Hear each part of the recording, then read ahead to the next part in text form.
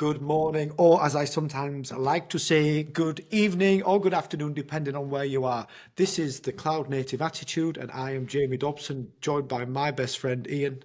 Hello. Hi, Jamie. And we have the wonderful honour of being joined today by Dave Farley. Dave, how are you? I'm very well, thanks. Hello, everyone. And some of you will know Dave is, of course, was the key driving force around an idea called continuous delivery, which is what we're going to be talking about today. That has huge ramifications in the world of cloud and continuous infrastructure build. But like me, Dave was around at the very beginning. So that's where we're going to start with the history of continuous integration and delivery. And then we're going to see where the conversation takes us. So Dave, when did it all begin? So it started off with continuous integration. Continuous integration was, well, both of the terms were published in the same place.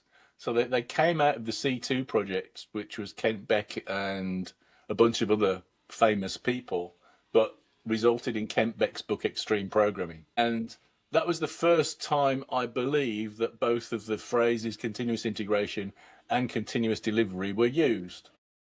So continuous delivery was talking in terms of the continuous delivery of value to users. And that's the sense in which I usually mean it when I talk about it. Continuous integration was a more technical practice of evaluating our software quickly to try and avoid the problems of integration hell, which were a big problem at the time. This is kind of mid to late 90s when the book was published. Actually, the practice of continuous integration wasn't new then. I remember working on a team in about 92 where we had a continuous integration build going. It just built constantly.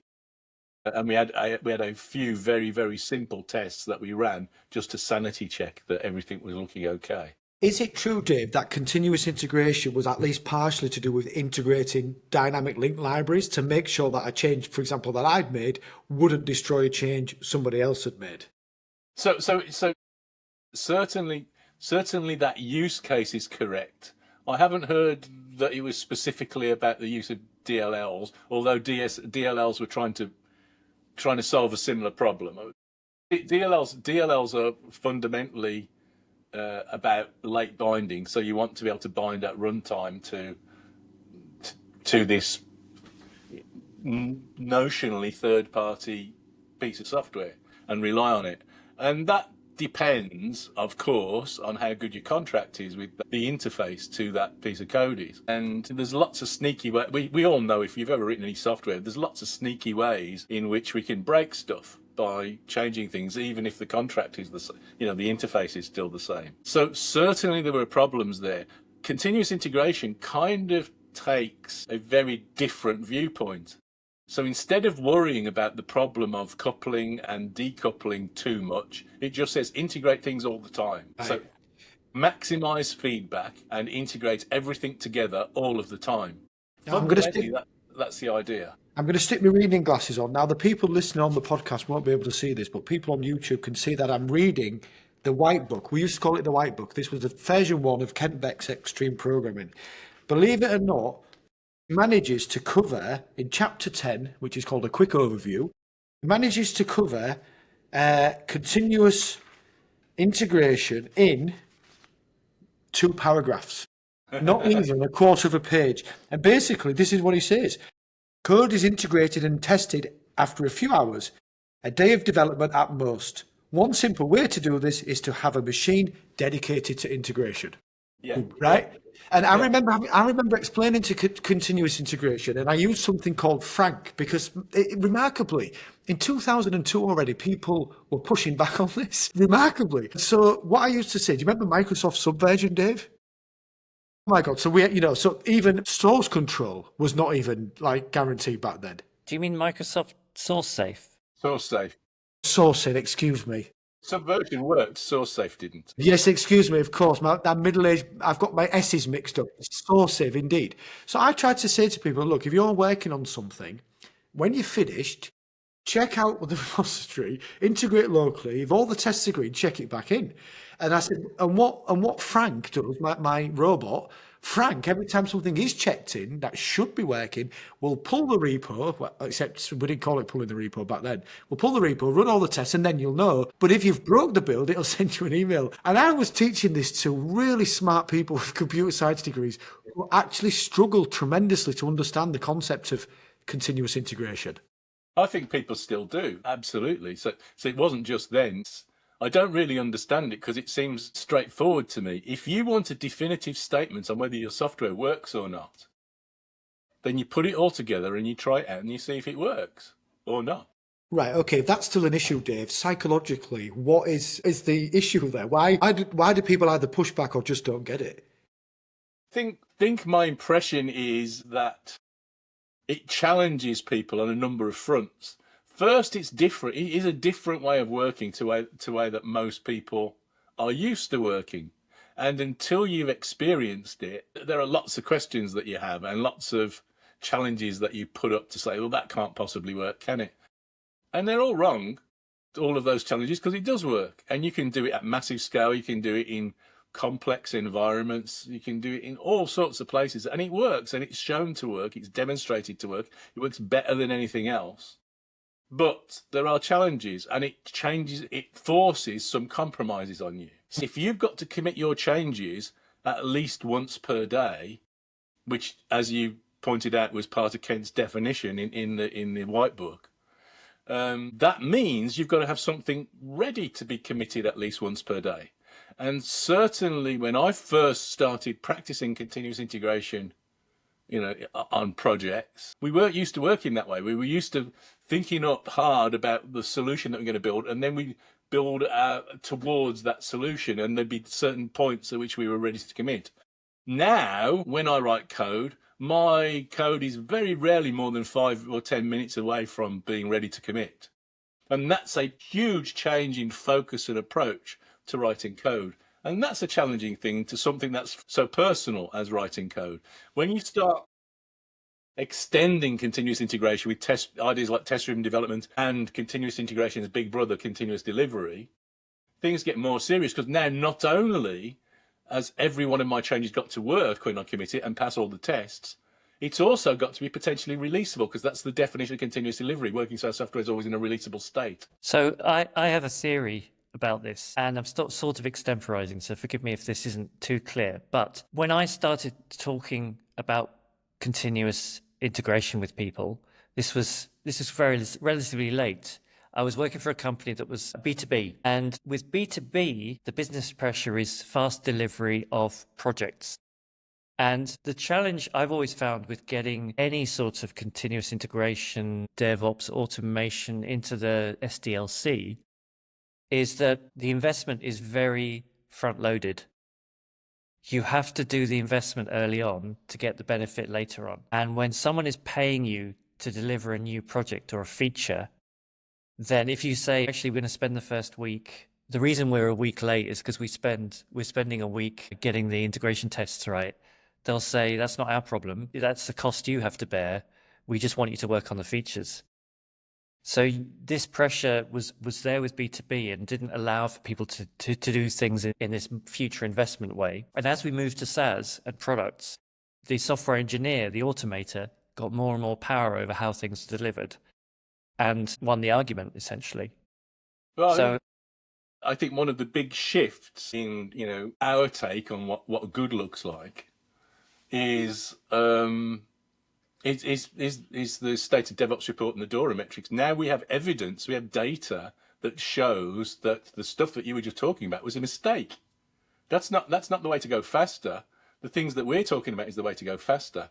And once you know that, it's kind of obvious why. Because if sideline quality and rush ahead and produce crap this week, then that's going to save me time this week. I will spend less time doing work.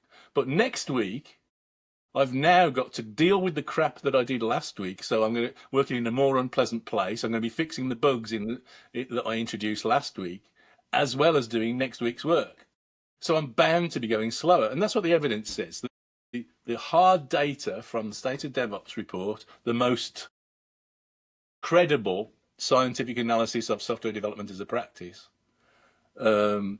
says that if you have high scores on stability and throughput, that is the quality of the work that we do and the rate at which we produce it, then you will be spending on average 44% more of your time on new features than teams that don't.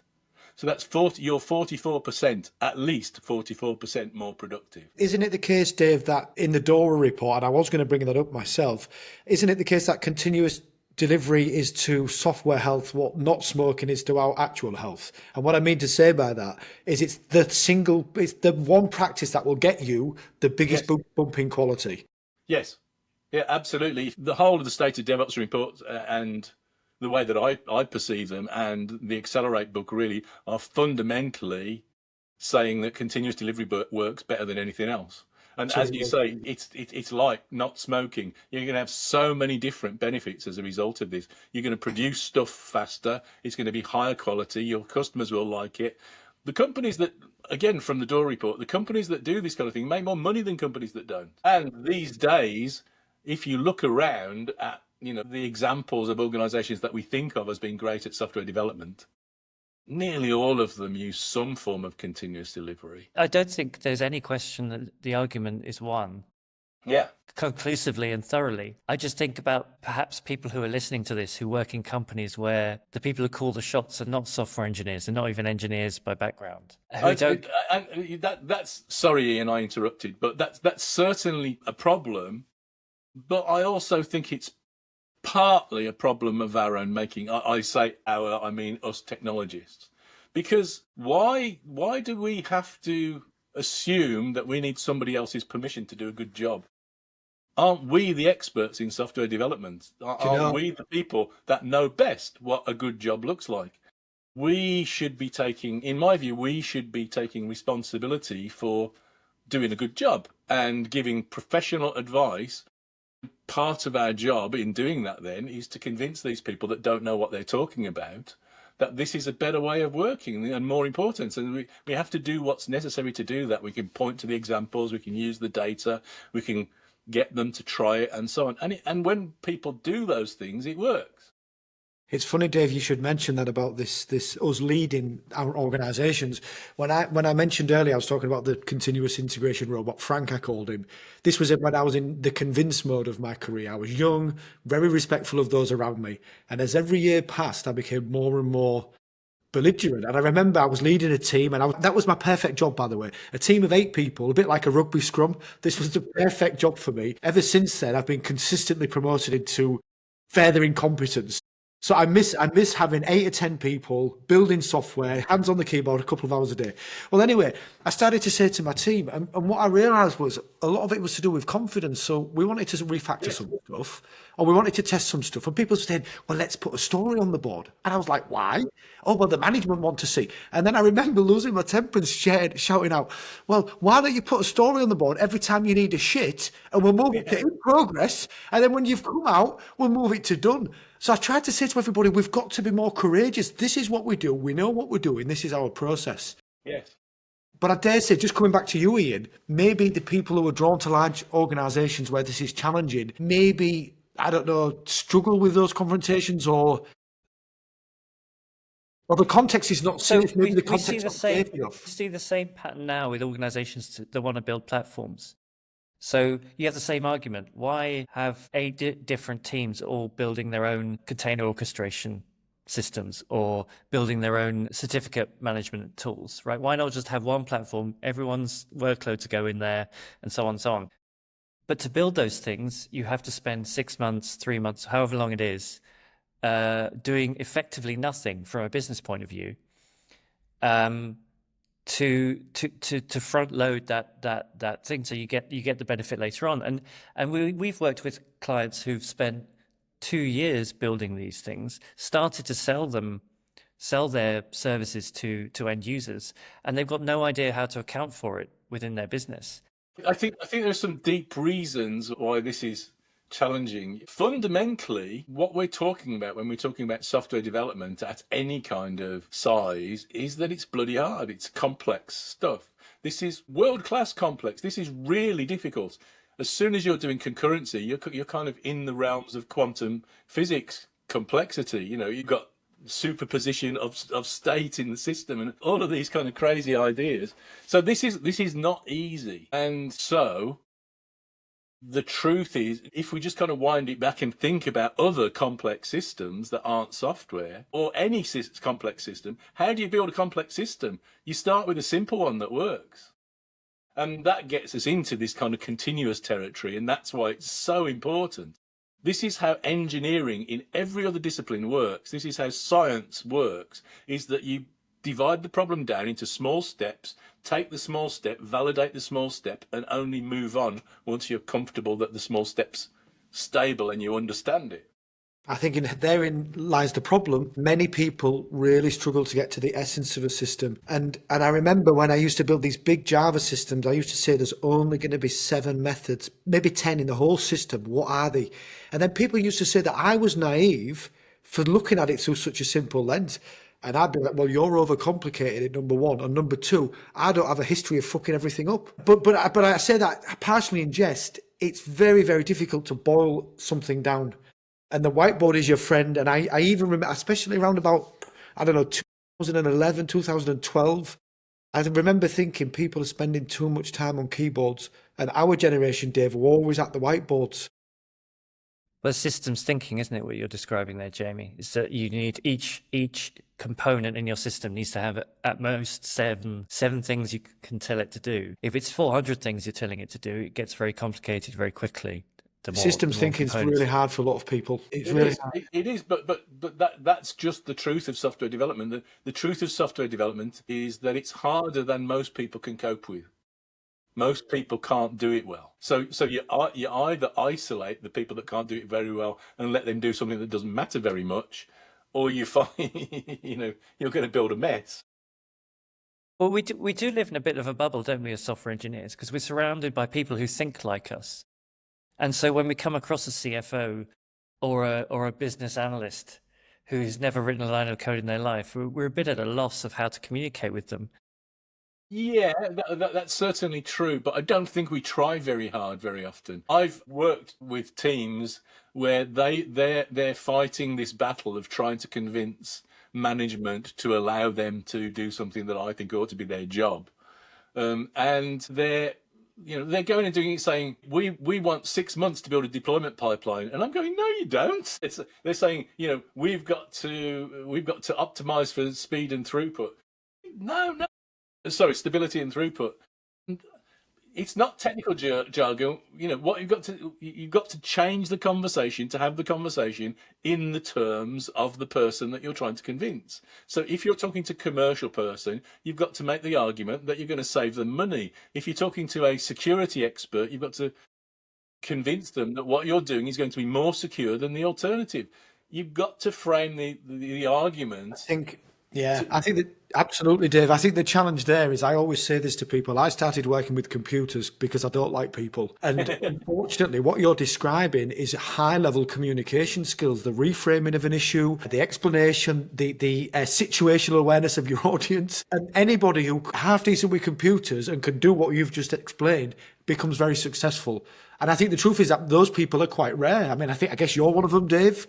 I guess you're another one, Ian, but how many of those people are actually flying around? It's true. It's true.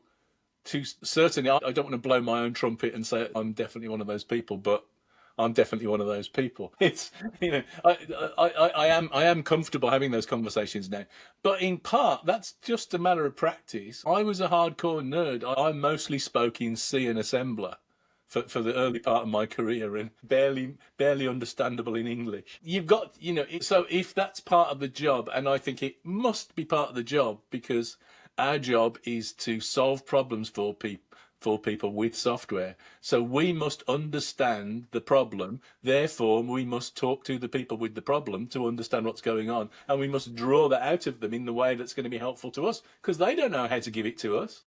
I didn't mean to plug Container Solutions, but we're very good at that but obviously Container Solutions is built in my image. And like you, Dave, I realised at some point my career because I was frustrated about explaining things all the time because I didn't think it was my job. And when I realised it was and I could accept that fact, all of a sudden things got easier for me. Now, I'm going to move over to Ian because I want to build the bridge now between continuous integration and continuous delivery and then our world of continuous infrastructure provisioning. In your mind, Ian, when did continuous integration or delivery like land on your radar?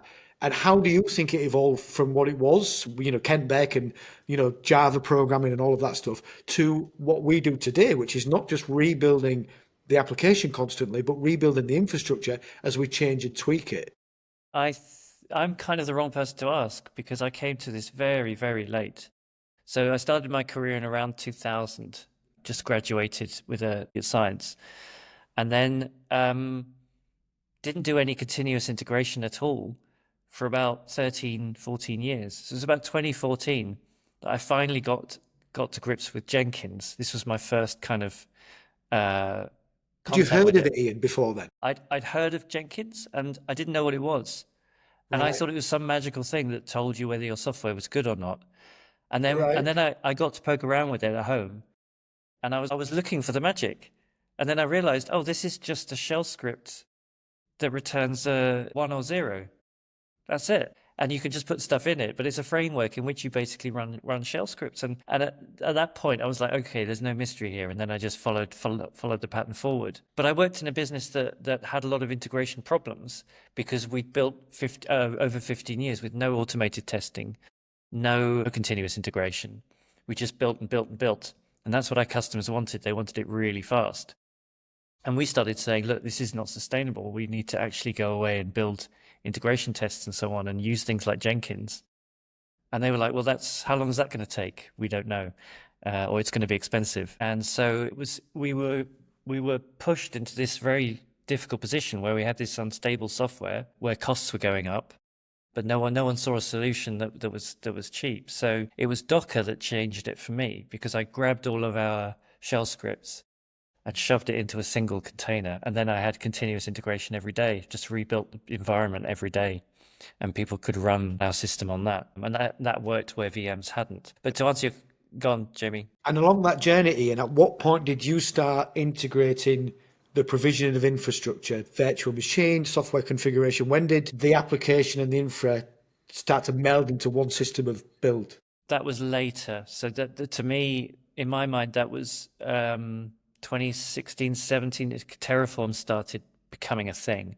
So you had declarative ways of stating what infrastructure you wanted. Before that, there was sort of hodgepodge of Boto 2 scripts in Python for provisioning AWS. But to me, it happened very fast. I went from, there's a Bert and Ernie kind of machines over there that you do your development on, to here's our continuous integration server and here's our Terraform provisioned machines in only 2 or 3 years. It's very, very quick. How did you experience that time, Dave? What was it like for you, let's say, between 2010 and 2020 when the cloud arrived and all of a sudden Kubernetes was there? Did your world change much or did your view change much?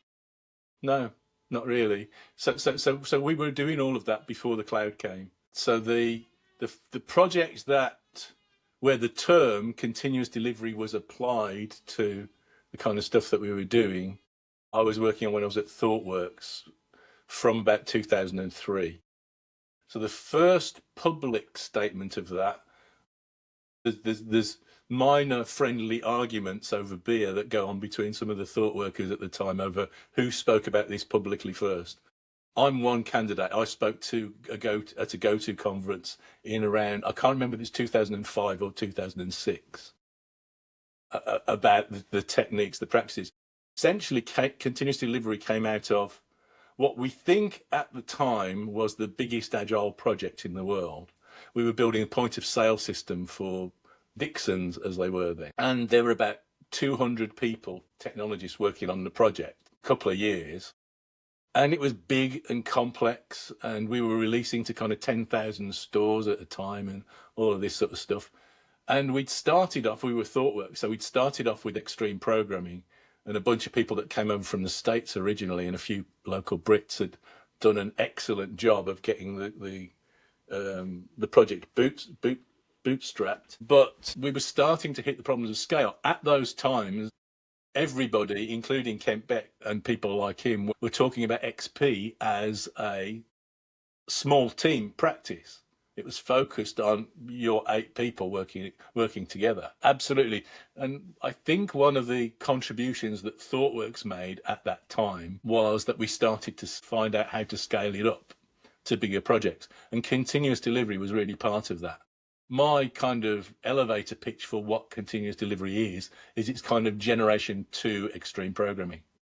It's fundamentally an engineering discipline that almost forces you to do the right things. If you follow the lines of least resistance and drink the Kool-Aid and optimize for fast feedback and definitive deployment pipelines and all of those kinds of things, it's almost difficult to do a bad job. Yeah. So it's really important. At the time when we were building systems, even reasonably large systems, they were on-prem systems. And so we were doing infrastructure as code, but we were doing it without the tools. So we were making our own tools. A little bit later, tools. So we were using scripting languages and stuff like that to automate deployments and configuration management and do the infrastructure as code stuff. I first came across what I would now call IAC. I think it was a chap from ThoughtWorks gave me a talk, and he was describing what I was doing then, and he called it Phoenix deployment, where you kill off everything you've built, and you reconstitute it from scratch. And if you can do that, then you've got something you can test. You've got something you can continuously. That pattern has another name. So in Keith Morris's book, he calls that immutable infrastructure. Yes. And the thing is, I wouldn't have thought of it as infrastructure per se, but I suppose I was creating Postgres databases and then destroying them. And I was creating directories and destroying them. And that's infrastructure, just of a different type. Yeah, so my experience with all of this stuff grew out of a project I did with KLM. So this was I came in to sort of help out. They lost the way a bit, and I basically just used XP and then bit of savvy. I was a pretty good programmer, but then you bumped up into this infrastructure issue where if you needed a test machine, you had to fill in a form and say which Java you needed and all of that. Then you put it in an inbox and then you'd get the machine 4 to 6 weeks later. And with my tongue placed firmly in cheek, I then invented a software method for that environment that I called conservative XP. And what we started to do was use text files, not necessarily for programmable infrastructure, but to configure the build, depending on if it was on production, pre-prod and all of that. So we'd gone beyond integrating source code and libraries and all of that to the next boundary along. Container solutions, I always say this to people, but the problem is if you don't know what XP is, you don't know what I'm talking about. Container solutions is XP for the cloud. That was it. That was all it was ever meant to be. Fast feedback, iterative stuff. And then as soon as the tools arrived, after Puppet and Chef and all that nonsense, we could actually do it properly. So now our teams can pull down infrastructure and rebuild it as part of the build process. Maybe I don't understand what extreme programming is. I've always thought of it as two engineers sit next to each other while they code, right? Is that a very crude understanding? Or that's only one practice.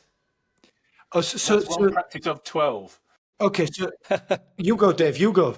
Yeah. So there's a wide variety of things, but things that you've heard about. So continuous integration, test-driven development, pair programming are all extreme programming practices, and there are many more. There are things like sustainable pace. So working so that you're not going to burn people out. So you work 9 to 5, not working 80 hours a week or whatever. The reason they call it extreme programming, there was a joke at the time. People used to say, "Oh, what do you go like on a surfboard to work? Yeah. Are you guys rad and hip or something or radical?" The point is that we used to say you had to shift left. Any bug you found when you were coding would be way cheaper to fix than in production. Code reviews were shown to do a very good job of that.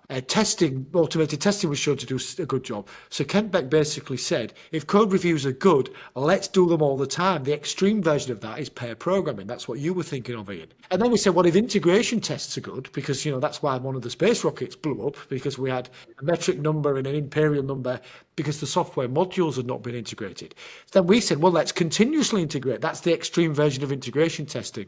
So when you turned all of these best practices up to 10 to the extreme level, you had a system. And then people would say, well, I do pair programming, but I don't do TD, so I do XP my own way.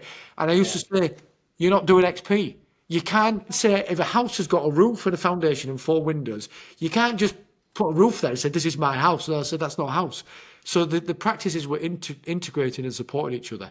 That was the whole point. So pair programming was only one. I Yeah, think there's it's a lovely picture in the book as well. So there's all these practices, and they are intimately interlinked. The onion diagram. Yeah, Let me see if I can find it. it's one of my favourite diagrams because you can, if you've done this, you can kind of look at those and say, oh yeah, I know that link. That's because of this. And you can explain all of these different relationships between between the different parts. The problem is exactly as Jamie said, is that people tried to cherry pick. And they say, oh, TDD's too hard, so I'm not going to do that. So okay, we'll install Jenkins and we'll call that continuous integration, but we won't ensure that everybody's putting up their code in at least once per day. So it's configuration that's not continuous. This is The a thing general. about continuous integration as well, there was a psychological element. So we used to throw things at each other if you broke the build. So there was very much a Pavlovian or Skinnerist behaviorism element to it. So if you broke the build, you'd have to fess up and the rest of us would go, oh, for fuck's sake, we're going to get a coffee. You've got to fix the build. So it helped you become a team. Critically, it was the build that failed, not Yeah. someone decided they didn't like your spacing on your code or something. Yeah. Well, no.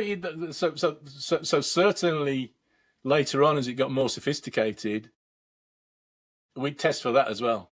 No, but what I mean is, it wasn't a person summarily deciding they didn't like what you did. Absolutely. So it's this thing of, I don't like the term very much of shift left, but it's kind of the right idea. But the idea of shifting left includes all of those kinds of things. And let's just imagine that if we're going to fail the build on the layout of the code, then what does that mean? It means that we've got to have a conversation to decide what the layout of the code ought to be for our project. So we're forced to think about the right thing. So this is a big part of my new book. It wasn't my plan to plug this book, Visionaries, Rebels and Machines, but the agile practices before the web came along, you could get away with working on your own, documenting your libraries if you were working in C and C++. That was a lot more important than with Java. But all of a sudden, the web forced us to work together with each other because, first of all, there was too much work to do for one person. Second of all, there were real specialisms. The person who knew how to optimize the database, I certainly couldn't do that. I know how to normalize tables, but God, it was in the back of my mind. A web person, a HTML person, often came from publishing. So they would come from advertising and print media, and they knew how to use, I think X was the precursor to HTML. We never knew how to do markup languages, not really. And so you'd have to work together. So you'd have to be respectful. Retrospectives became a big thing. And the retrospective prime directive was, we all accept that we've done our best, because if you can't accept that, you end up pointing fingers. So you had all of these weird, quite convoluted practices, but it was partially to get introverts to work together, and partially because software development was really difficult, and it was an acknowledgement of that. So these practices, just sticking with continuous integration, was a technical practice, but it was meant to enable teamwork. And I think it did a good job of that. And that's where DevOps came from. So I'm a bit of a natural heretic about almost everything, but certainly one of my heresies in certain groups of people is that I don't think that continuous delivery is part of DevOps. DevOps is part of continuous delivery.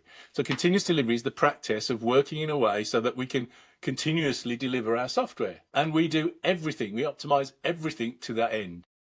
That's the idea.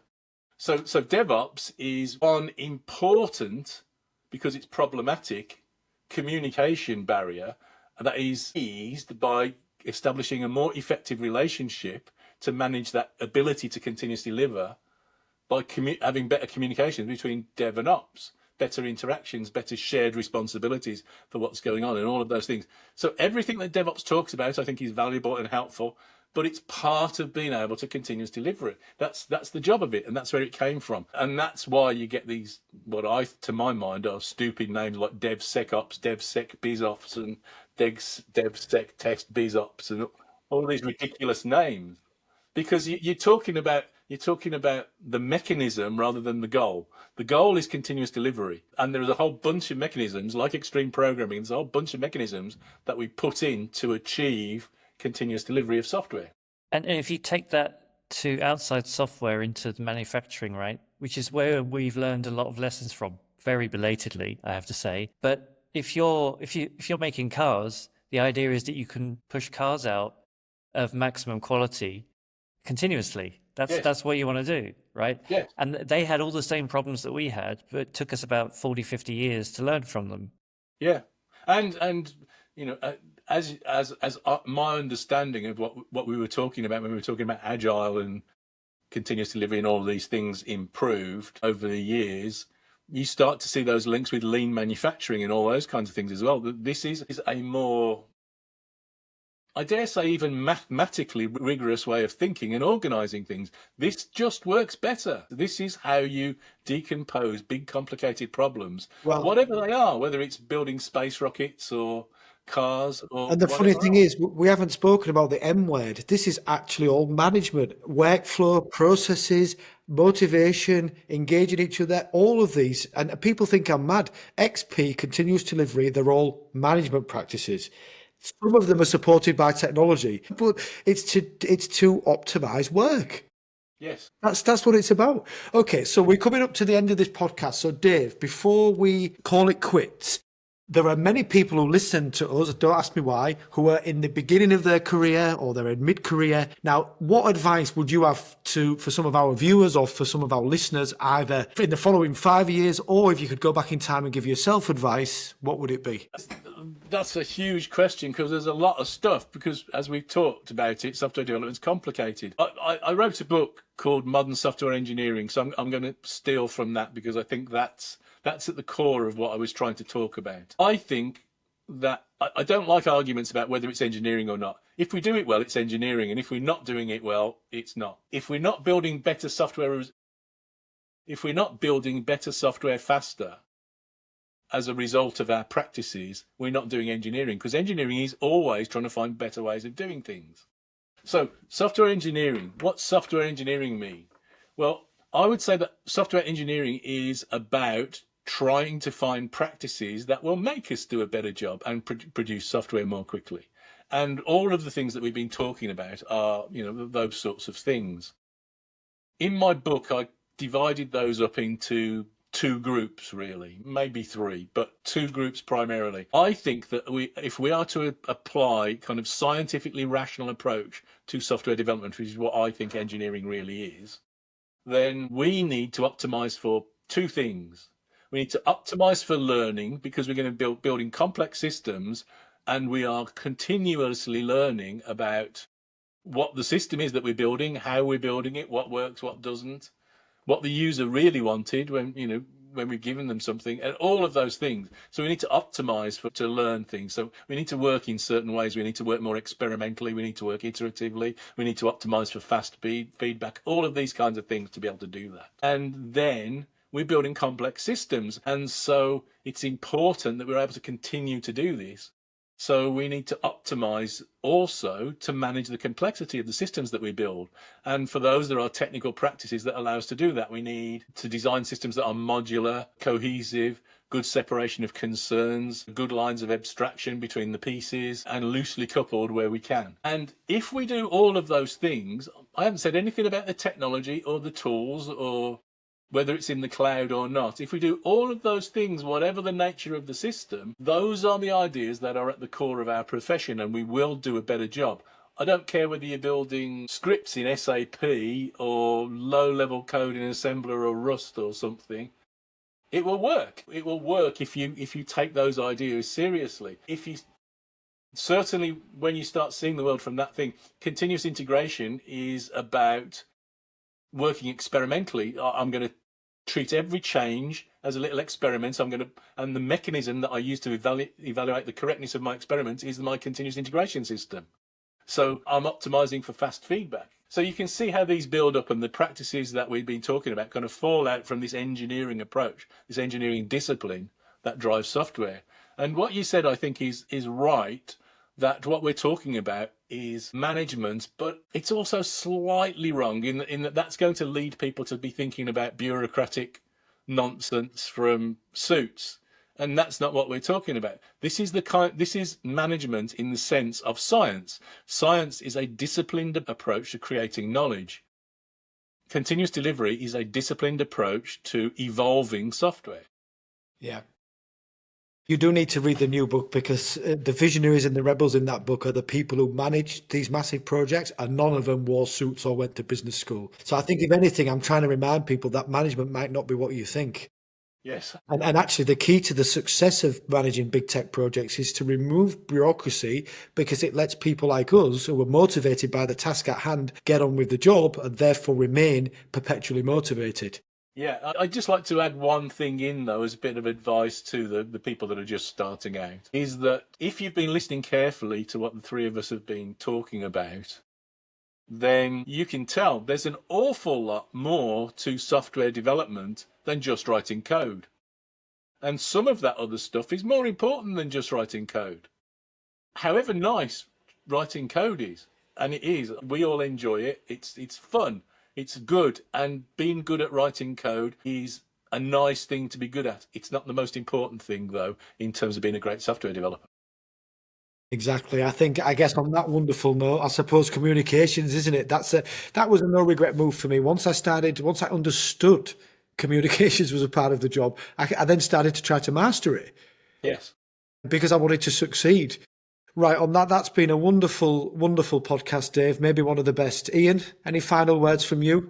No, just thank you very much, Dave, for giving us your unique perspective on this central topic of our industry. Yeah, and you gave the Dora guys and girls a plug, which is good. We're big fans of those people. So we'll get this produced and sent back to you. It's been wonderful to see you again, Dave. I hope to see you soon in person so we can shake hands and grab a drink. That'd be great. Thank Thank you very much for asking me. It's been a pleasure. Thank you. Anytime. See you, Ian. Bye, Dave. Thanks. And Bye-bye. goodbye from me as well. Bye-bye.